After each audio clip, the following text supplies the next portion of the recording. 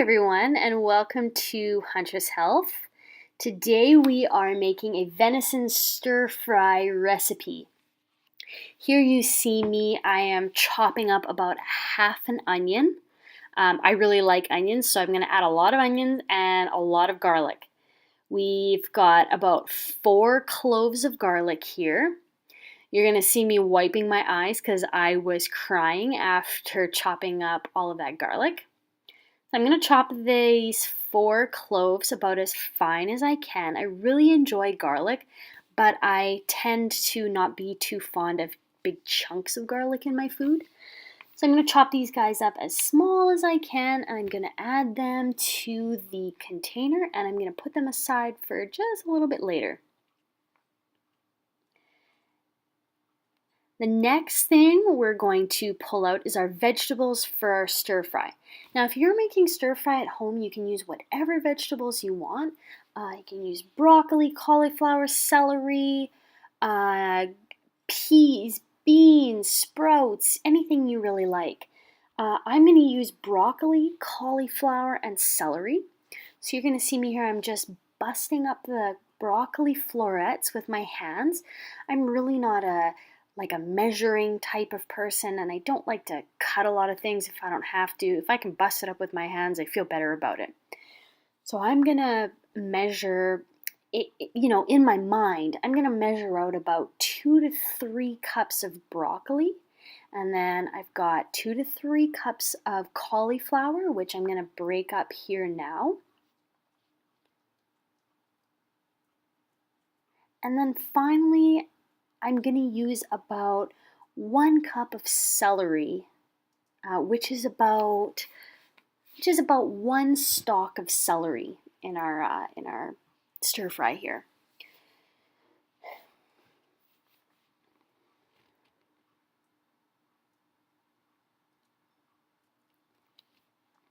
Now, when I start chopping up my celery, I like my celery to be really thin.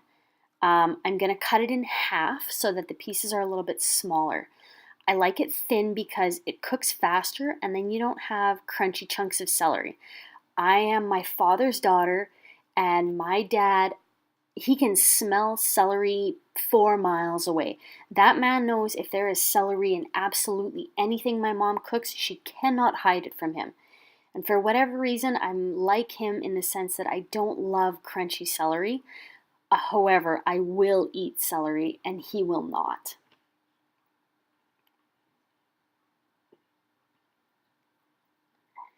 So from here, we're going to get all of our vegetables out of the way, and we're going to start prepping our wok and our pan for cooking. I'm going to use about, I would say, there's probably 2 tablespoons of oil in that pan right there. And I'm going to put it on a medium-high heat. Let it start warming up. Please remember that within this video, it is sped up.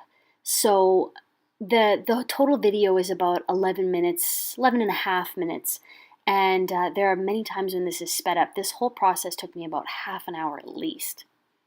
So here I have about, I would say, 2 cups or so of venison slices. This came from my 2016 fall young buck.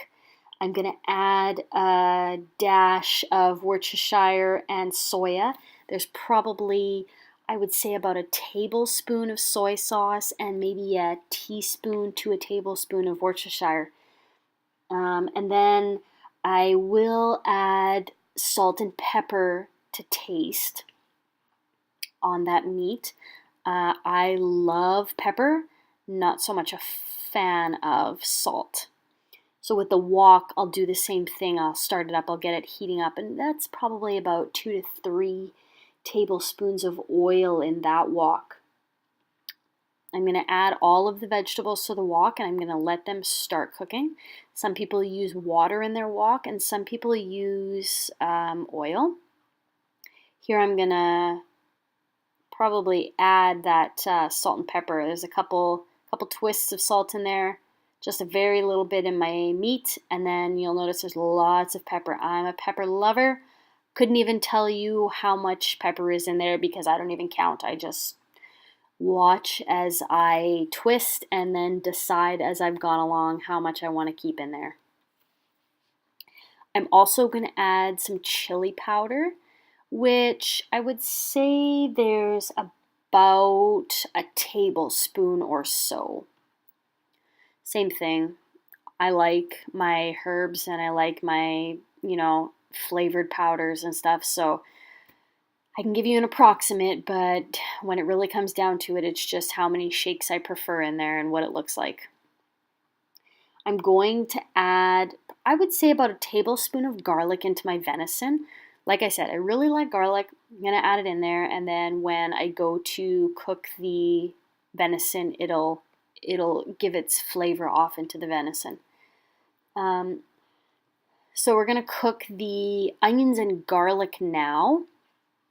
I prefer my onions translucent and my garlic a little bit caramelized. So I'm just going to let this stuff cook away. Like I said, this video is sped up, so you're seeing it much, much quicker than it takes. It probably took me about 5 to 7 minutes, and the vegetables were a little bit longer, maybe 10 minutes or so. Also depends on how high your heat is, right? I've got it about at medium.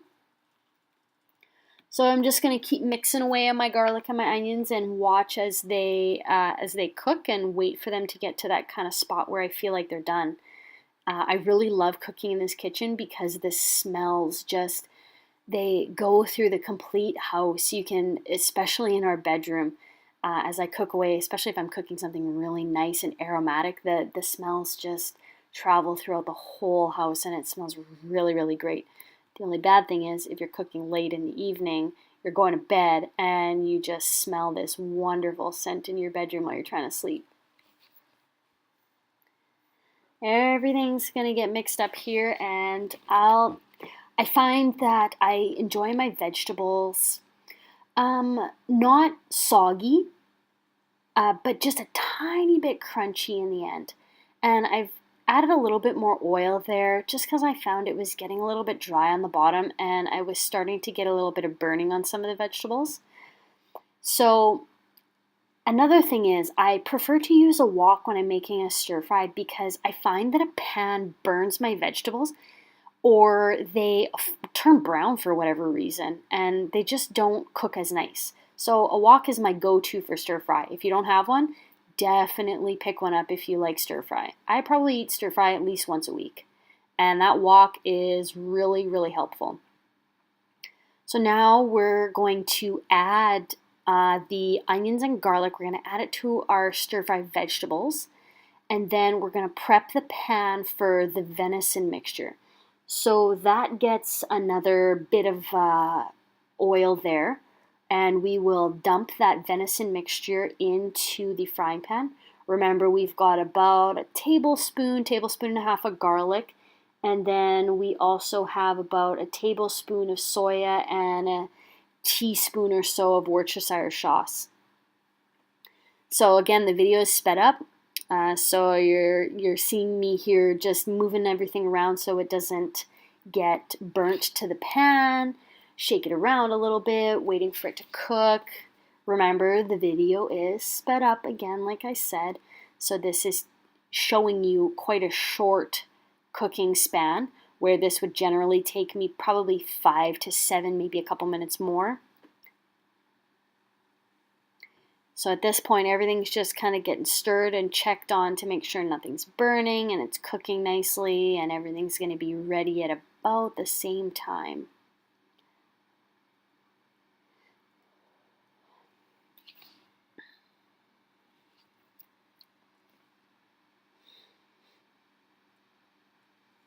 Some last minute checks on everything, make sure it's cooking, add a little bit more pepper because I love pepper and I'm impatient and I want everything to be done quickly and I want it to taste good. So now we are going to plate our stir fry. Now this recipe has made me approximately 3 servings, I would say. And the way I measure that is kind of by macros. So your vegetables are one of your carbohydrates, but a vegetable is you're allowed to measure your vegetables in cupped hands. So I'm going to add a tiny bit of soy sauce and a little bit of Worcestershire, probably a teaspoon of Worcestershire and 2 teaspoons of soya in the end, just to give it a tiny little bit more flavor. If you're worried about your salt content, you can use low salt soya or the amino acids. And like I said, I'm measuring in about cupped hands. So this portion here that I'm measuring out is about 2 cupped hands together of vegetables. And then I'm going to add about a palm size of meat, which is my palm. And there you have it. That's our venison stir fry. It's steaming, it looks great, and it tastes really good. So I just want to thank you for watching. And if you'd like to see more recipes, you can find us on social media, Facebook and Instagram.